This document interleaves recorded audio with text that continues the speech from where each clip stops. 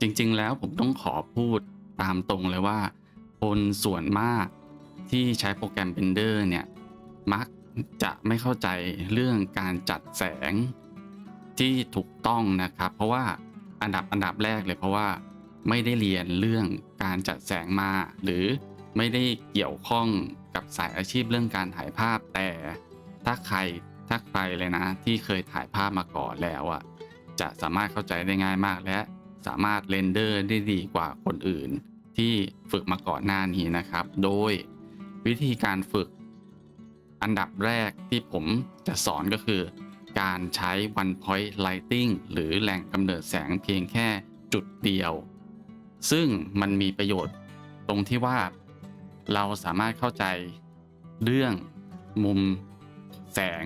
แสงของ Key Light นะครับ One Point Lighting จะมีแค่ Key Light ตัวเดียวแสงของ Key Light เนี่ยมันจะกระทบยังไงกับตัวแบบแล้วก็กับฉากหรือ Reflector นะครับโดยผมจะมีโมเดลที่ผมเตรียมไว้เรียบร้อยแล้วโอเคอันดับแรกเลยนะครับเวลาการเพิ่มแสงเราต้องมาที่ Shader Editor นะครับปุ่มซ้ายล่างถ้าใครที่ใช้เป็นหน้าต่าง Default เนี่ยคือผมจะใช้ Default อยู่แล้วก็คือมาที่ซ้ายล่างเลือกไปที่ Shader Editor เลือกที่ World นะครับตัวเนี้ยแสงเราต้องตัดให้เป็นศูนย์เพื่อไม่ให้มีแสงอยู่ในซีนเลยนะครับโอเคหลังจากนั้นเราทำการเพิ่ม Add Light เนี่ยผมจะไม่ได้ใช้ตัวนี้แต่ผมจะไม่ได้ Add Light ตามปกติมาตรงนี้นะครับผมจะใช้ Add on ชื่อ Light Wrangler นะครับLight Wrangler ดียังไงเห็นไหมครับมันจะอยู่ตรงนี้เลยตามไปตาม Object ที่ชี้ไปนะครับซึ่งมันจะดีกว่าตัว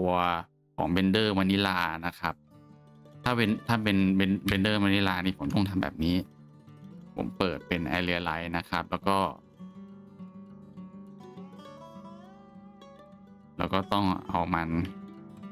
ขึ้นมาก่อนแล้วก็อาจจะทำอย่างนี้นะทำอย่างนี้นะครับแล้วก็หมุนในแกน x เสร็จผมอาจจะต้องอย่างนี้แล้วก็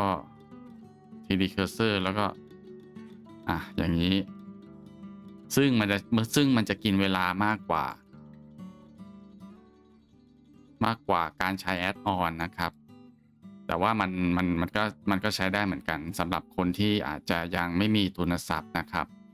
โอเคอันดับแรกเลยเราต้องมาดูกันก่อนนี่ผมเพิ่มเป็น One Point Lighting อันนี้คือ Key Light นะครับ Key Light ผมจะสาดเข้ามาทางด้านข้างนะครับเราสามารถหมุนในแกน Z เนี่ยเลือกมุมตกกระทบได้ผมประมาณนี้แล้วผมมาที่ Setting ของแสงนะครับแล้วก็เพิ่มไปสัก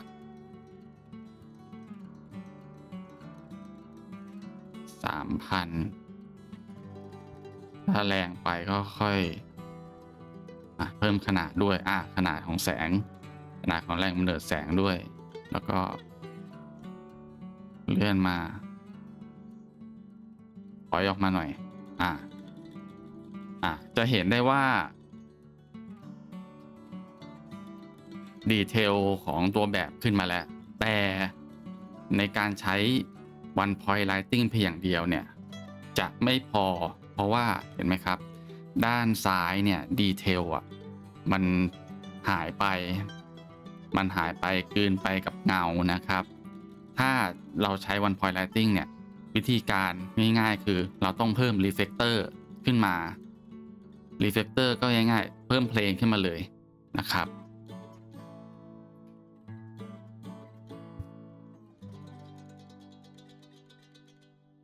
เพิ่มเพลงขึ้นมาแล้วก็หมุนขยายแล้วก็ขยายขนาดนะครับเห็นไหมครับดีเทลมาแล้ว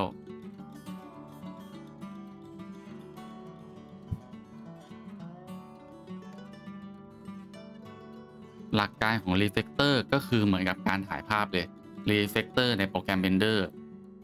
เหมือนกับการถ่ายภาพแทบจะ 100% นะครับ ใช้หลักการเดียวกันพอเราเพิ่ม Reflector เข้ามาแล้วเนี่ยดีเทลเริ่มเห็นแล้ว เราก็มาปรับแสงเพิ่มขึ้นไปอีกเราอยากให้มันแสงมันเข้ามาดีขึ้นก็เพิ่มเข้าไปอีกนะครับโดยผมมีขอโชว์หน่อย Light Wrangler เนี่ยดีตรงไหนมาดูตรง Light Customization นะครับผมสามารถเพิ่มเป็นสกริมนี่คืออะไรนะครับดูง่ายๆนะครับถ้าผมใช้ Default มันจะเป็นแผ่นแสงเรียบๆเลยแต่ใช้สกริมผมเพิ่ม Filtering เห็นไหมครับมันเป็นการไล่กราเดียนให้ขอบแสงเนี่ยมันนุ่มขึ้นและผมสามารถนี่อย่างนี้ได้เห็นไหมครับแสงที่ตกกระทบเนี่ยมันจะดูดีกว่าซึ่งเราอาจจะต้องปรับกันนิดนึงให้มันได้ผลลัพธ์ที่ดีอันนี้ผมปิดไปก่อนแล้วกัน Default ไปเลยแสงอันนี้คือแสงมันจะแข็งเห็นไหมครับมันจะตัดคอนทราสต์เป็นแข็งหน่อยแต่ก็ใช้ได้ครับไม่มีปัญหาโอเคเมื่อเราอันนี้นะฮะเห็นไหมครับปิดเพิ่ม Reflector เข้ามาเซตนอกเหนือจากเนี้ยผมดูแล้วเรามีคีย์ไลท์มี Reflector ผมดูว่าตรงเนี้ยอยากจะให้มันดีเทลมันขึ้นมาหน่อยผมก็เพิ่ม Reflector หรือฉากหลังขึ้นมาอีกตัวหนึ่งนะครับแล้วก็เลื่อนเข้าไปข้างหลังเลยแล้วก็ยับขึ้นมาหน่อยเห็นไหมครับแสงที่ตกกระทบเนี่ยจากตรงนี้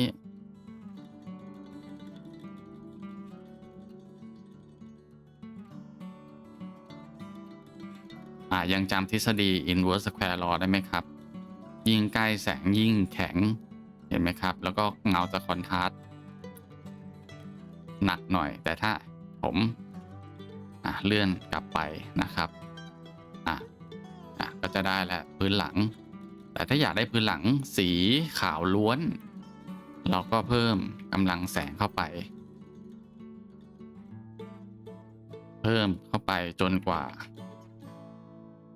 เห็นไหมครับสีแล้วเราก็แค่เลื่อนแหล่งกำเนิดแสงออกมาเรามาดูผลลัพธ์เห็นไหมครับ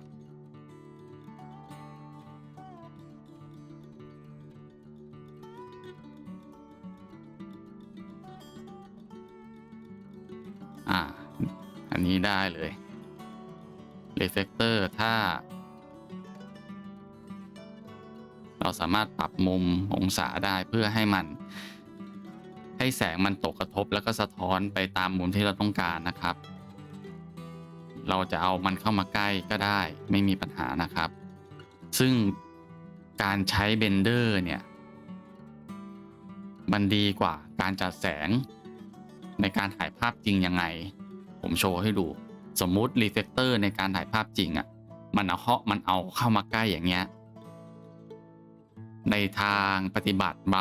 ในบางการถ่ายภาพบางมุมใช้ได้นะครับแต่ว่าเราต้องมานั่งลบแต่ถ้าเราทำใน Blender เราสามารถผมมาเลือก Object นี้แล้วก็มาที่ Object Property นะครับมาที่ Visibility นะครับ